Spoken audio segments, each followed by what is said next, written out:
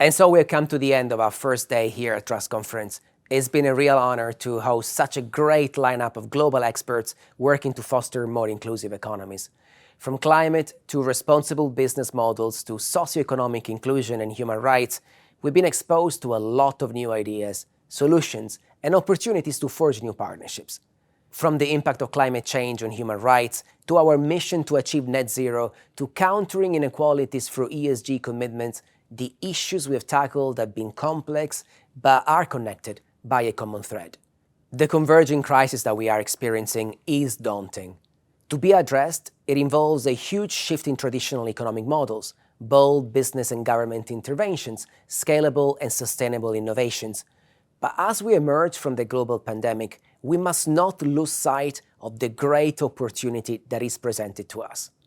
An opportunity for a global reset, one built on the foundations of sustainability and inclusivity. We must not be tempted to repeat the mistakes of yesterday when considering the world of tomorrow. This reset cannot be a return to the same. It calls for a radical change of direction. And so now is the time to act. And we can only do that effectively if we do it together. This is the power of Trust Conference, to convene some of the world's greatest thinkers and actors to exchange knowledge and to use those learnings to collectively shape the way forward. Collaboration is core to the Thomson Reuters Foundation, where we work with people from across sectors, from policymakers and the private sector to legal practitioners to civil society and journalists, to help build equitable and sustainable economies that provide opportunities for all. Our unique approach is to harness the combined power of media and the law to uphold free, fair, and informed societies. Informed is a key word here as we turn to tomorrow's agenda. No society is truly free without access to sources of unbiased and accurate information.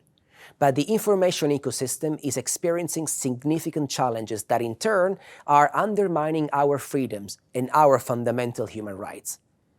Tomorrow we'll be examining some of these major challenges. We'll start by looking at the financial sustainability of independent news outlets. Those very same outlets at risk of going out of business, leaving a void of vital and impartial coverage. We'll also be looking at the surging power of digital technology and how this intersects with critical human rights issues.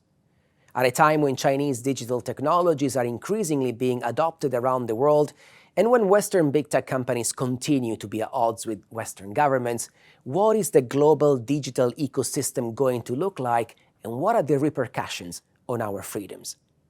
We look at the rising threat of internet shutdowns across the global south, a powerful tool to control civil society, activists, and dissenting voices. We'll also look at the protection of women journalists, both online and in the real world. And we'll be tackling the complex issue of ensuring diversity in newsrooms across the world to ensure that news coverage represents a diversity of viewpoints. Check out our spectacular lineup of speakers tomorrow. We'll be kicking things off with a powerful keynote speech by Zahra Joya, the founder of Rushkana Media. Zahra will share her first-hand experience as a woman journalist in Afghanistan. But now, I'd like to thank all of today's brilliant speakers. It's been a privilege to hear from you. My thanks, as ever, go to all our supporters who made this event possible, particularly to our friends at White & Case and the People's Postcode Lottery, the platinum sponsors of the Trust Conference.